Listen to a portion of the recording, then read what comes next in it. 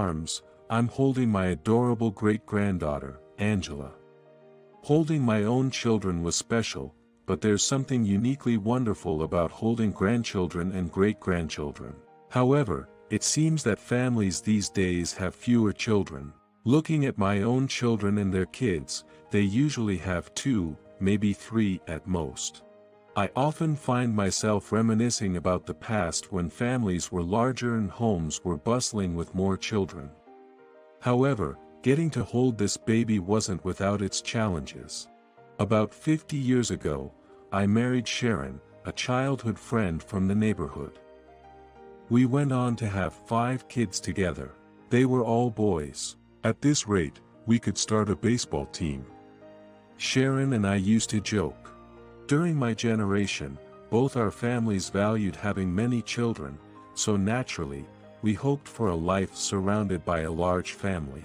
But any more might stretch the budget too thin, I guess. Sharon murmured, looking at the household accounts after our 5th child was born.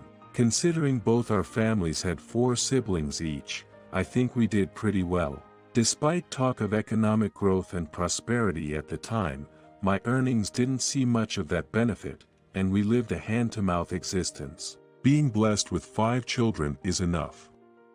But, I did wish for a daughter too, I said, to which Sharon agreed. That would have been nice. Regardless, each of our sons was precious to us. Our parents were overjoyed to see their grandchildren, and my brother Matthew often came over to lovingly hold my children. Up you go, He'd say, lifting them high, as the others gathered around, clamoring for their turn. Boys, take turns. He would say, laughing joyfully. Matthew really loves kids. Sharon would remark, smiling fondly at him. Whenever he visited, he brought loads of food and toys, knowing how tough things were for us. In fact, he helped us through a particularly tough time. When our youngest Oliver fell ill at 1 year old, incurring significant medical expenses. Sharon and I couldn't afford to take time off work, struggling daily. Desperate, I turned to Matthew for help.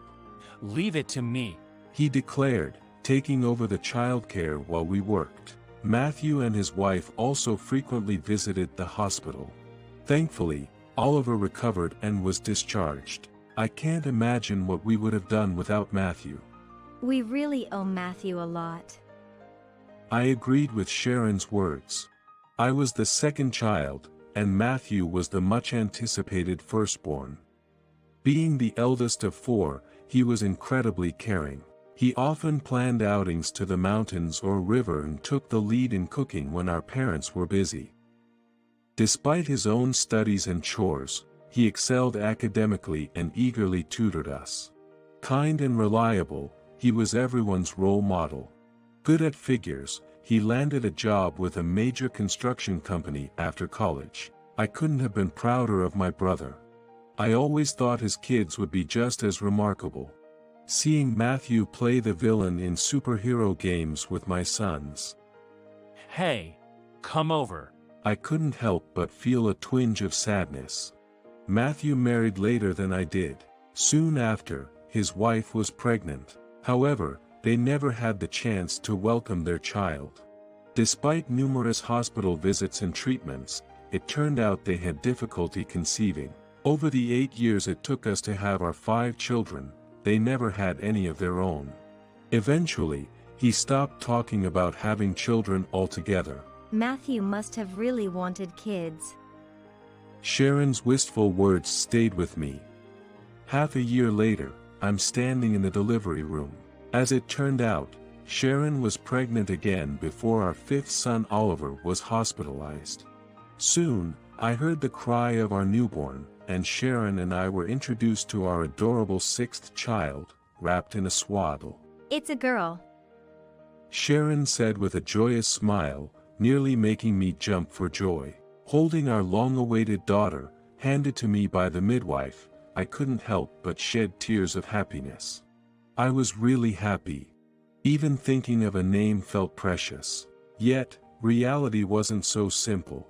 Oliver's medical expenses had us worried about our future financial stability.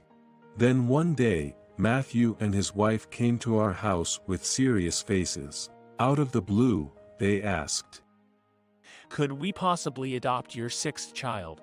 leaving both Sharon and me astonished. Matthew hadn't given up on having a child.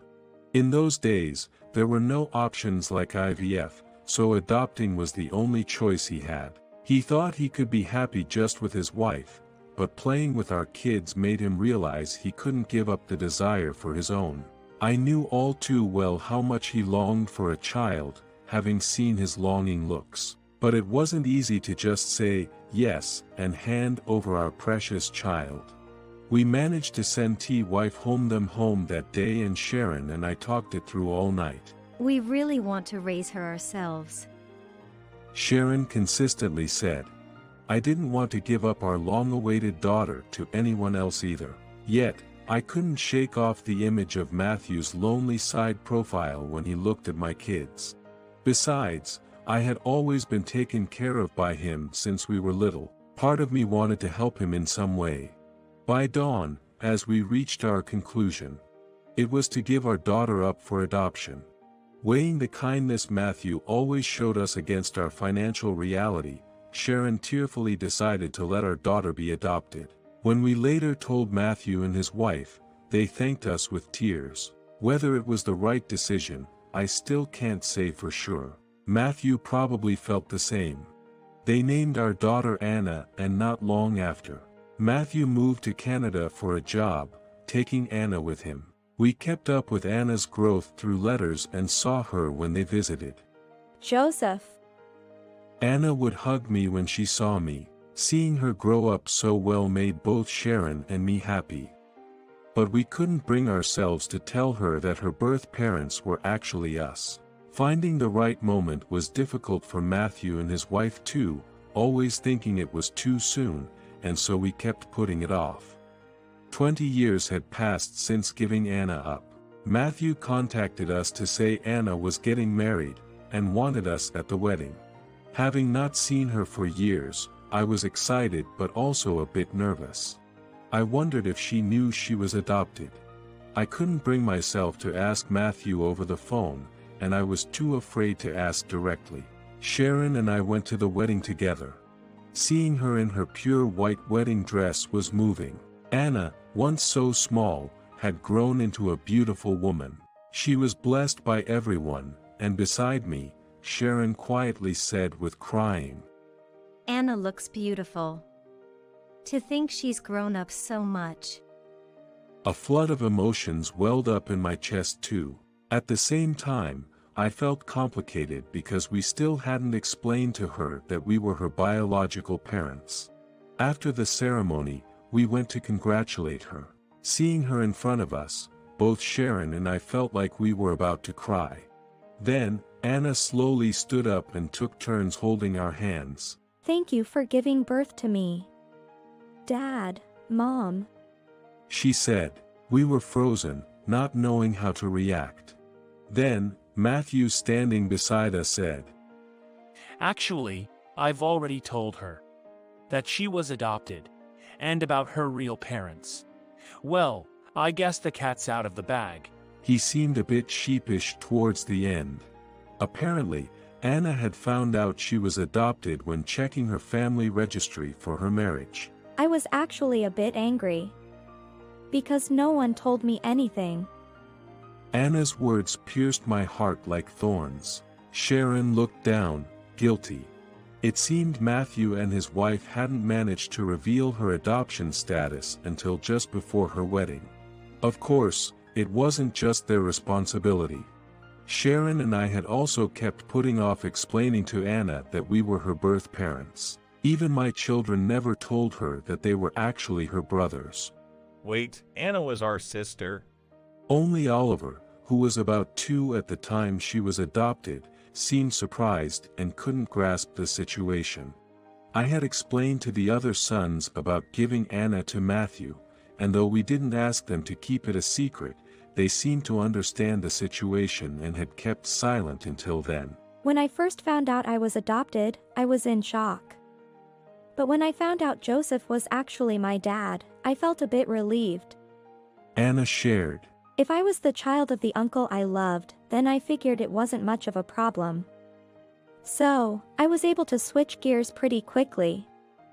I was told about why I was given up for adoption. So, I don't blame anyone. Besides, I had a great life in Canada. I'm grateful to both the parents who gave me life and the ones who raised me. Both are equally important to me.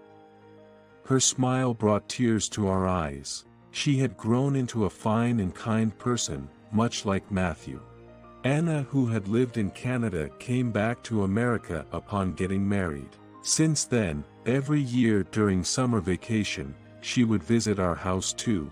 She meets up with her brothers often, but her attitude towards them hasn't changed even after finding out they're her biological brothers. Maybe because they were already close, whether she was adopted or a relative by blood, it didn't matter. Seeing them get along well even now brings me relief and joy. More than 20 years have passed since that wedding. Matthew has retired and moved back to America with his wife. When our family gathers like this, it's quite a crowd. Now, I am holding Angela, Anna's granddaughter, in my arms. She giggles joyfully. Memories of when Anna was born flashback, making me nostalgic. Surely, this baby will grow up to be as noble and kind as Matthew and as Anna. Here we go. Up high. Holding Angela, I savor the joy of watching her grow up as a proud great-grandfather.